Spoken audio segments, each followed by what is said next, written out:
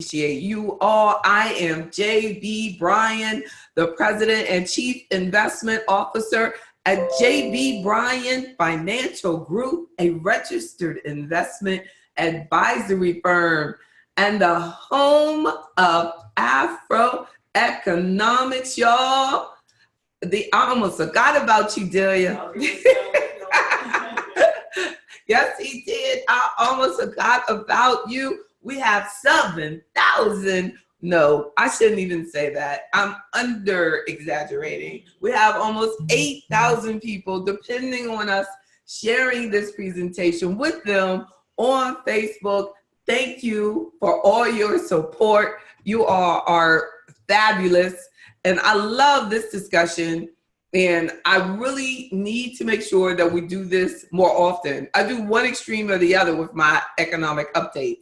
I either do them every week or do them randomly, but I'm going to make a commitment to you, and you all hold me to it, that we do our quarterly economic updates, because that's what I want you to do with your money. I don't want you to check your accounts every week. Unless it's your checking account and your savings account. Hey, you can do that all the time. But we're talking about our investment portfolios.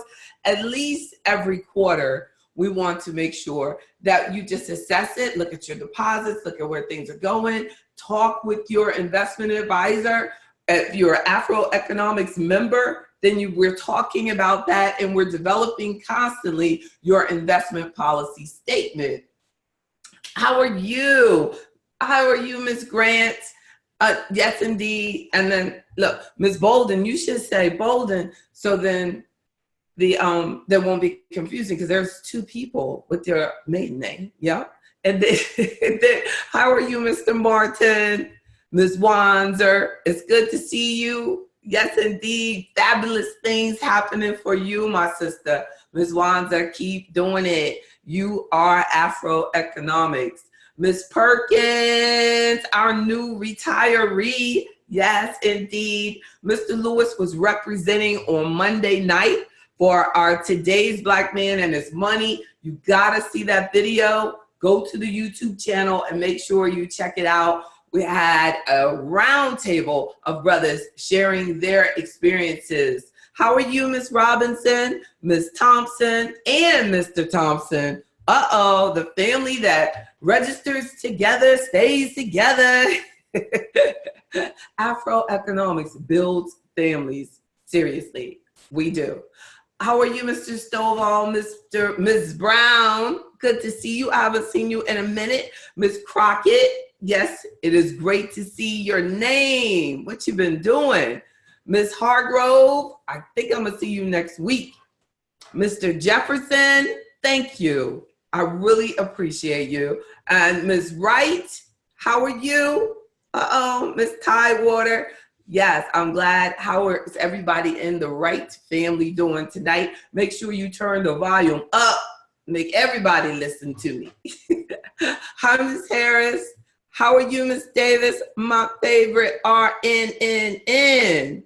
Yes, indeed. I am appreciating y'all so much, but I'm going to go ahead and let's get the party started. Y'all are so sweet saying hi back to me. Yes, indeed. I appreciate y'all. We're going with this.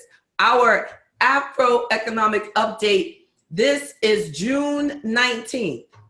This is only relevant today, June 19th, 2019. I promise you that some of this information will be false tomorrow, okay? So it's like with market information, you have to be careful because it's only relevant at that particular time, especially when I'm giving you, everything could change. That's the wonderful thing about this business that I love. But we're just going to catch it up on how things have been doing so far this year.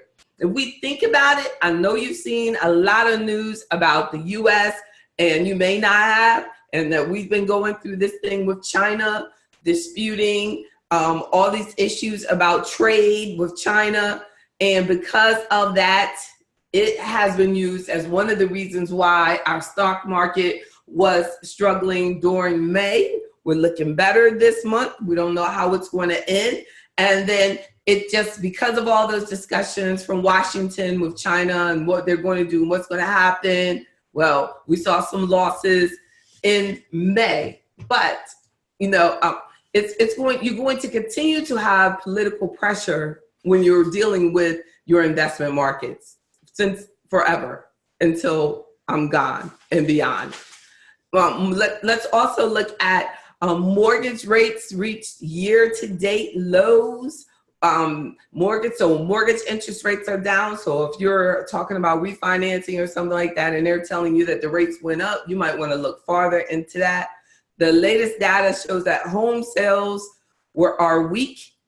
It was weak, you know, in the spring, and, you know, we're leading into the summer, but, you know, so you're at an advantage. If you're a buyer, you're a seller, you might see some weakness there. The price of crude oil fell significantly, and so did the 10-year yield on the government bond, the 10-year government bond, which is used as an indicator for bonds. So we'll look at those rates in a minute. And then, so last month, talking about May, trade was the big story. And then on May 5th, President Trump announced that the U.S. will put an import tax, or it was levied on 200 billion of Chinese products. He said he would raise that to 10%, from 10% to 25% on that 200 billion of Chinese products. It's amazing how much stuff we're getting from China. And that's virtually all other goods arriving from China would shortly face a 25% tariff. He ain't playing. China retaliated, declaring that it would hike tariffs on our 60 billion. Dang, we're taking in 200 billion from China and we're only putting out 60 billion? Whoa. Hey, hence lies, maybe he might be on to something, y'all. On May 17th, President Trump opted to delay levies planned for imported autos. He wouldn't do it on cars until later in 2019. He removed the tariffs on metals arriving from Canada and Mexico. Also, late May, there was more attention about China in the headlines. On May 29th, China suggested that they might consider banning the rare earth mineral exports to America. Rare earth mineral exports. So it made me think well, what's the big deal? How are they going to threaten, what is rare earth minerals? So, because China was like, you do that to us, we're making so much money off your country that we're going to do something ugly to you. It's amazing that the media really did talk a lot about that. So it was so what do we use this rare earth minerals that we're getting from China for? And it's used in stuff like computer memory and your DVD players, rechargeable batteries, your cell phones. And then I started thinking what other countries have rare earth minerals? And China has the biggest reserve compared to Brazil has 22 million in reserves. China has 44. So it has twice as much as the country next to them. Then Vietnam is with Brazil, and then Russia, and then India, and US, we don't have a large reserve of the rare earth minerals, but we do have all these other countries that would be happy to help. But I guess it's just easier to get it from them because at the same time, maybe they'll wake up one day and realize that you can have it, but if we don't want to get it from you anymore, it's going to hurt you too. So but that is interesting to see. And for us to just start trying to get more information. It says China mines and produces about 80% of the world's rare earth minerals. So on the 30th of May, Trump announced that all of Mexico's exports to the U.S. would face a 5% tariff starting on June 10th. These taxes will rise to 25% by October, but Mexico is really doing everything they can to try to avoid that. So that's probably why the market really has started to recover. And June pretty much has been a positive, a good month.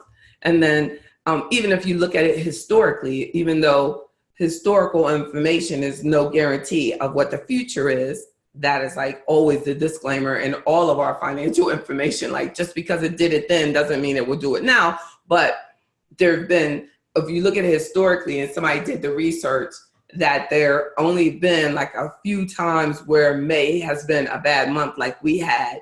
And generally right after May is a bad month, June ends up being, that's what it has done historically, a better month. So hopefully we'll finish June a lot better. And I'm just saying using the S&P and the Dow Jones as indicators of what's a better month. So consumer spending is up. It rose, or using April's numbers, the Commerce Department said consumer spending is up just fractionally less than 1%. Overall retail sales went down. If you take out auto and gas, retail sales went up very slightly, like 0.1%. Inflation is mild and under control. The Department of Labor released that April employment numbers are out. And the latest news says that April saw a gain of 263,000 jobs, killing a forecast by Bloomberg. They were expecting only 190,000 new jobs. So, wow, that's good. So the jobless rate is down, fell down like 0.2% to 6.3 jobless people. That's nearly a 50-year low of unemployment. Amazing. Now the U6 rate counts the unemployed and the underemployed and those who have actually stopped looking for work. It's amazing. They keep up with everything. And that stayed at 7.3% for the third straight month for last month. So wages are growing at about just over 3%. So the interest rates in May were left alone. The Federal Reserve said that they were just going to leave them alone, which is, good. They say it has no connection to the president and to administrators, but I just have never really believed that. Like they don't, but then you have, the administration that says, leave these things alone. Like Obama, went out of his way to say interest rates should stay low. And then now Trump is saying interest rates should stay low. And the Federal Reserve just started raising the interest rates under the Trump administration, but now they're starting to leave them alone also, because with, home sales slowing down, it is amazing. Like we say, we live in a capitalist economy, but the government definitely helps the business community a lot. So the unleaded gas fell 16%. The crude oil slipped, went down 15.9%. Isn't that something? The coffee prices are up. Looking at it as a commodity, soybean rose, and the biggest loser as far as commodities was cotton. And then gold is up slightly. Silver is down, and copper is down. And that's that's the so looking at real estate again, new and existing home sales for April came out and they declined in both categories. As we're talking about, the National Association of Realtors said the pace of residential resales weakened, and the National Association of Realtors said pending home sales dipped also. New home buying, according to the Census Bureau, slowed down 6.9%. So, real estate residential real estate has slowed down. Residential construction picked up. So the Census Bureau recorded a 5.7% advance for housing starts and building permits. Mortgage rates dipped in May. A 30-year fixed rate loan and has an average interest rate of 3.99. That's not bad, right? And definitely it's people are not buying. If if the buying has slowed down, it's not because of interest rates not being, good, because it's good. It says because the fixed rate mortgage has declined from the 15-year fixed rate mortgage rate has gone from 3.6 to 3.46. But I think it's good when I have a member that is purchasing. I always like for them to discuss the rates with me so that they can, at least when they go into the conversation with the lender, they know what they should be looking at, like what is reasonable, what is not. It's simply a call away, that we can talk about it, and then we can research it. But of course, it's changing all the time. The Dow Jones year to date is up just over 6%. The NASDAQ just over 12%, and the S&P just over 9%. Last year this time, they were all down. Isn't that something? The 10-year government bond is at 2.14. A year ago, it was at 2.8. So the interest rate on that is down. Let's look at something else I want us to look at is what's going on with these new IRA changes. Let me go back and look at you. I'm looking at that to make sure. Mr. Tice says the continent of Africa has the most. China is mining in Africa. You know what? That's an interesting point. And then they're counting it as theirs, because I was amazed that it did not have Africa on there as a list. So China is counting what they own in Africa as part of China. Because I thought that they had a lot of it. Africa has had all these minerals all the time. Very good point. Thank you. That's good. So let me go back. So I hope y'all know what we're talking about. That Mr. Tice was saying that China is taking credit for what they're mining because they're paying for the mining in Africa. So even though it's saying that they're getting all of this rare mineral from China, it's because China has that much. It's because Africa is in debt to China. Yeah, I guess China did development or something for them, probably irrigation or whatever. They took a loan. Yeah. But it'd be interesting to say, what and how they went into debt with them and for what, right? So how you doing, Mr. Bozeman? It's good to see y'all all logged in. That's right. How you doing? Karen, coming in at AfroEconomics. Yes, you are, AfroEconomics. But I see your email. It says Karen. I see it. That's so good. I'm glad you're well, Mr. Bozeman. It's good to see you. Interesting. I love y'all bringing that knowledge. So let's look at the changes. So there are these IRA changes that is called the Secure Act. And they, you may have heard about it in the national news. And it stands for setting every community up for retirement enhancement. Setting every community up for retirement enhancement act.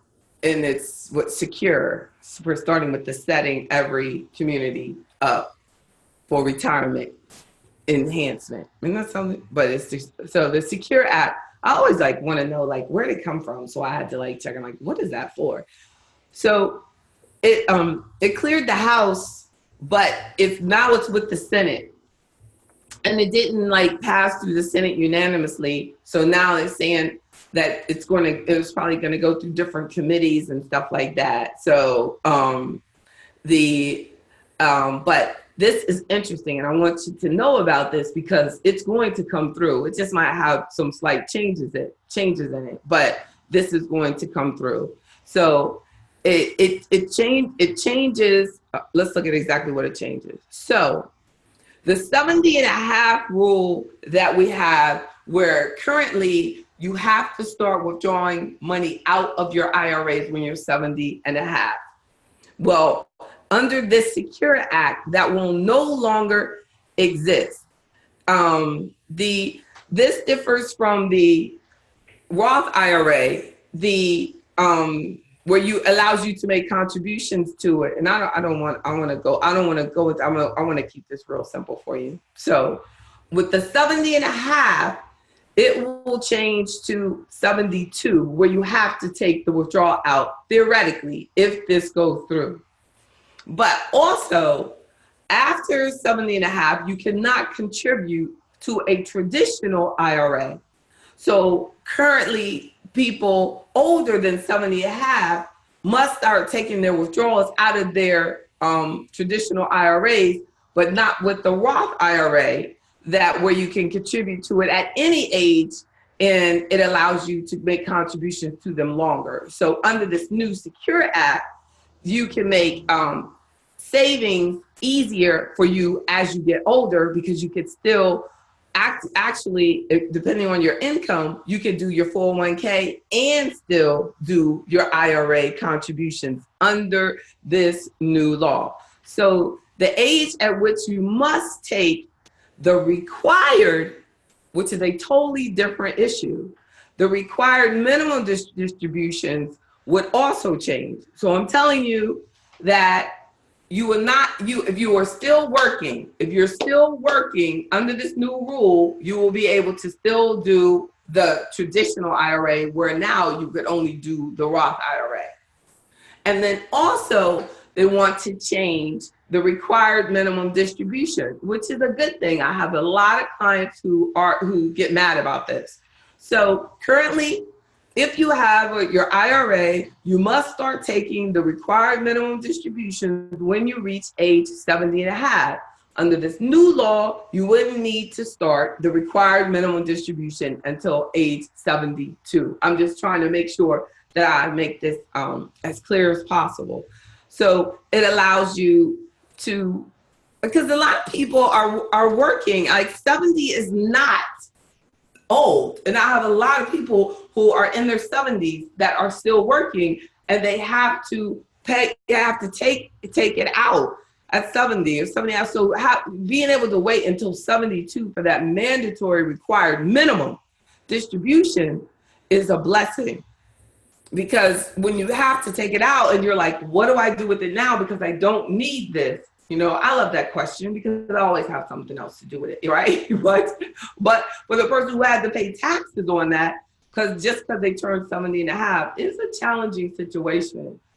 And then also there's a change for what is called the stretch IRAs.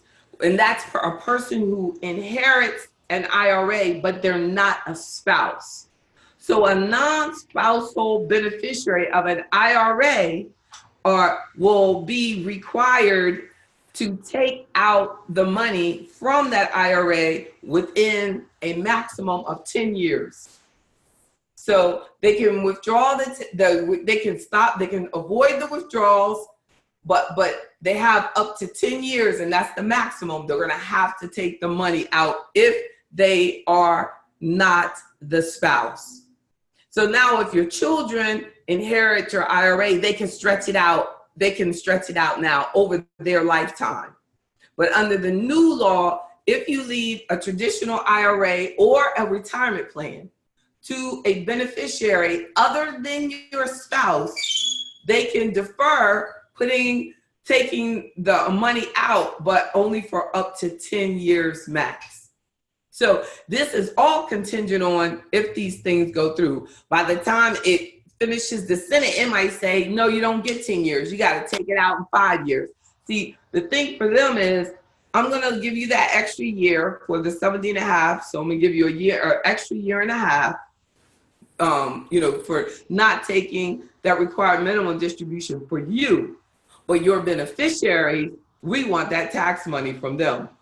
Do you know that puts a lot more money into the treasury if you force people to take that, or not the spouse, to start taking that money out sooner? So You know, they have a strategy. They have a strategy. It's basically they're saying your retirement money is for you. You know, you want to do estate planning. Well, I want you to figure out another way. And there's some ways, and that's what I'm there for. So I feel that this change opened up the door on different ideas.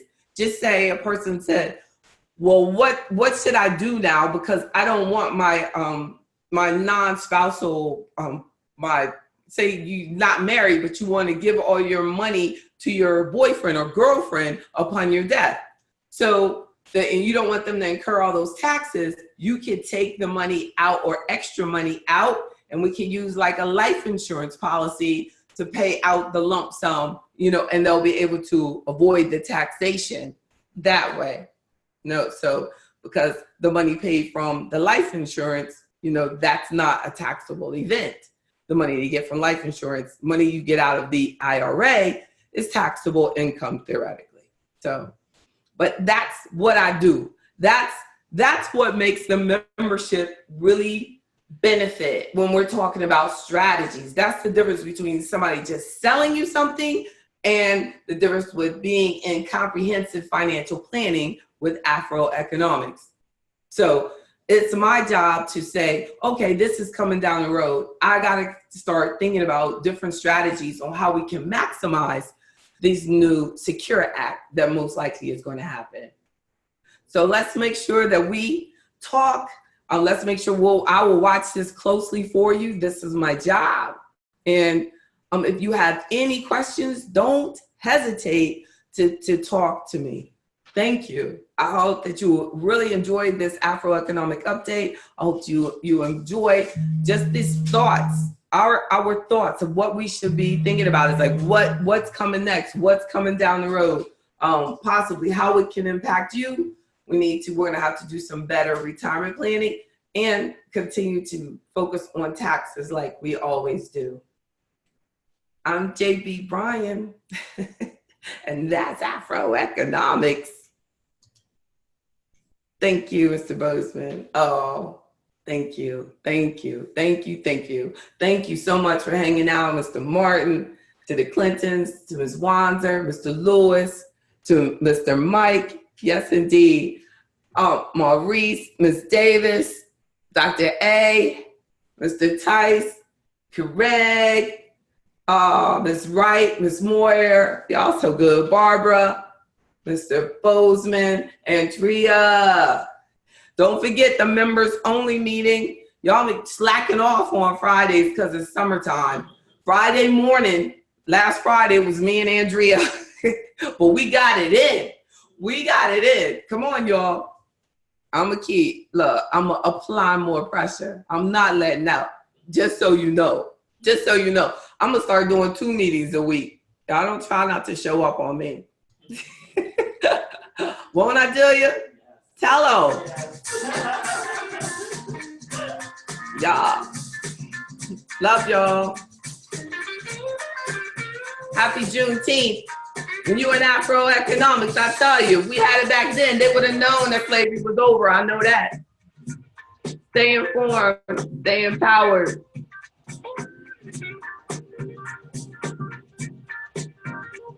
God bless y'all. I'm going to post this to make sure you share with your friends. Right? Smart friends. It helps.